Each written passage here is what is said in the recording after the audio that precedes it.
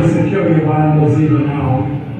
Let's secure your Bibles and go to Job chapter 1. Job chapter 1. And I want to consider just one verse, and that's verse 20. Job 1, verse 20. Let's read it together with uplifted voices. At this, Job got up, tore his robe, shaved his head. Yes, he did, then he sir. fell to the ground Yes, he and did. worshiped. Can we read it again, please? At this.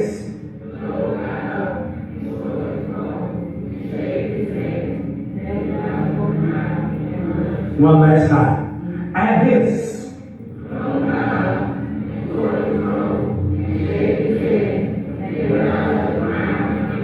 God bless you. You may be seated in the presence of the Lord. At this, Job got up, tore his robe, shaved his head, and then fell to the ground and worshiped. If I want to preach today as a subject, I got to clear my head. I got to clear my head. What is amazing, ladies and gentlemen, when we go into the book of Job, is that Job is going on about his life. And here's what's crazy. He doesn't even know, like many of you don't, he doesn't even know, watch this, he's on God's mind.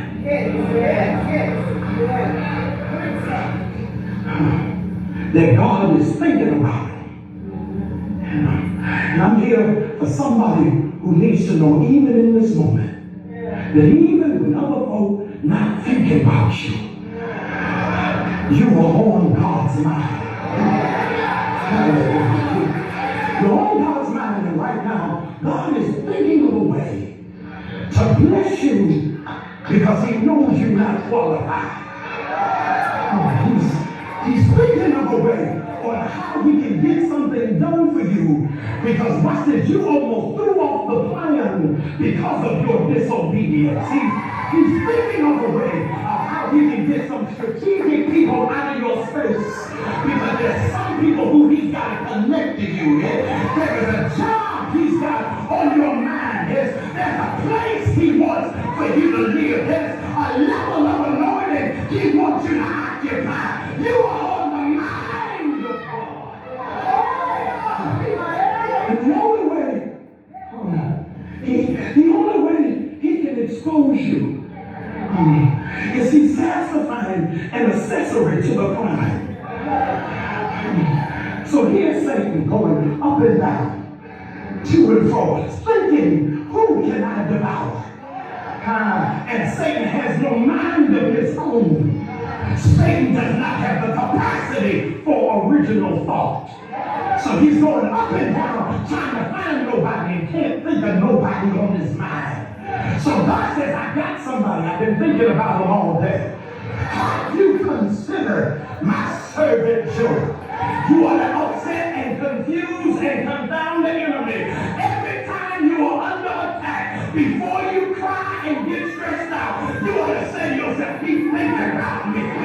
But whenever it is that something goes out of order, you ought to say to yourself, he's thinking about me.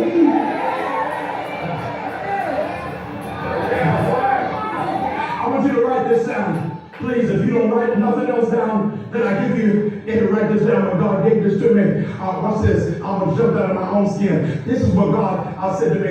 If God will allow the enemy permission for my persecution, he's got a plan for my promotion. All right, let me give it to you again.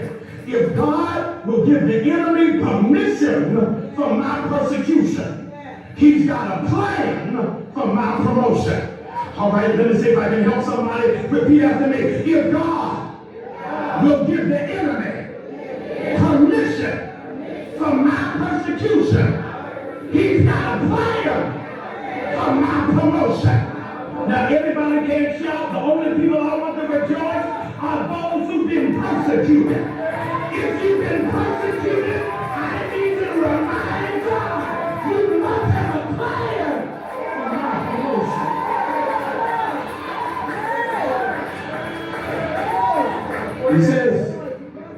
He says, mess with him, but leave his soul intact. And here's what's crazy, is Job don't even know what's happening. He minded his business, not even knowing God has negotiated a contract in his absence. When you are called by God for greatness, he never gets you to sign a permission slip. God does not need your consent or your buy-in for his agenda for your life. But I'm here to tell you, brace yourselves, because some stuff getting ready to pop off.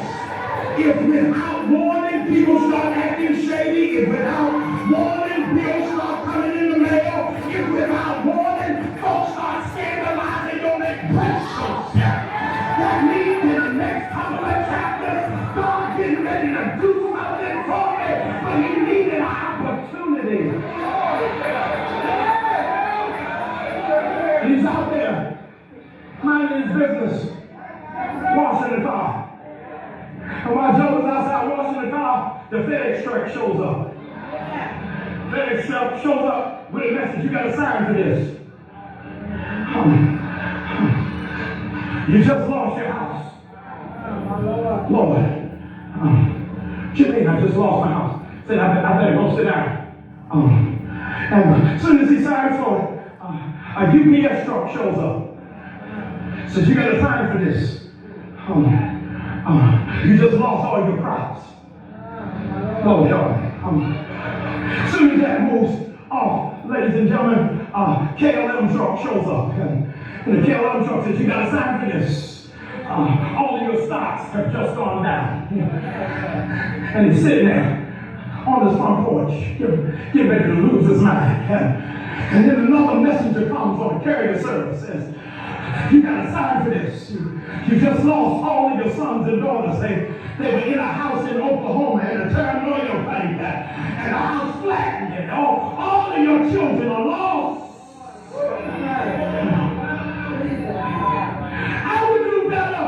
I don't know how you feel about it. I would do better if I lost everything at once. But I don't want to lose piece by piece. And I'm waiting for the next shoe to drop because I keep losing stuff. And God told me to tell you to let the believers know that they lost everything piece by piece. But before the summer is over, they're going to get it all back at once. And you want to shout right now that God ain't going to give it to you piece by piece, but he's going to give it to you all.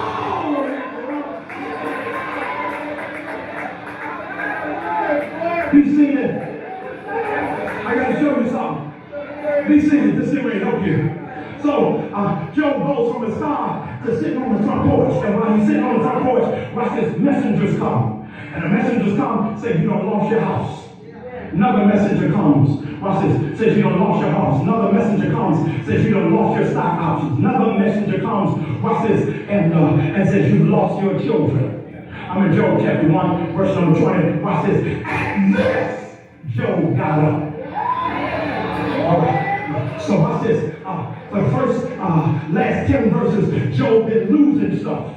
And watch this. He's sitting on the front porch, and a messenger comes, says you done lost your house. You done lost, watch this, your car. You done lost your stock investments. You done lost your harvest. You done lost your kids. Watch this. At this, Job stood up. Okay, so while he's getting the bad news and being seated, as long as he's seated, watch this, as long as he's seated, watch this, messengers keep coming. As long as he stays in his seat, messengers keep coming. As long as he stays in the same position, messengers keep coming. But when he stands up, God said his behavior just changed. God told me to tell every believer, as long as you stay seated, bad news don't keep coming. But if you stand up, God help me, whatever the bad report was, God just stopped another messenger from coming. This is the inverse of what I tell you ordinarily to do. I tell you to be seated. That ain't your assignment today. God said if Job would have stood up earlier, not another bad report up when it came. God said the moment you stood up, whatever bad news was headed in your direction, you had to turn and go in another place. I need you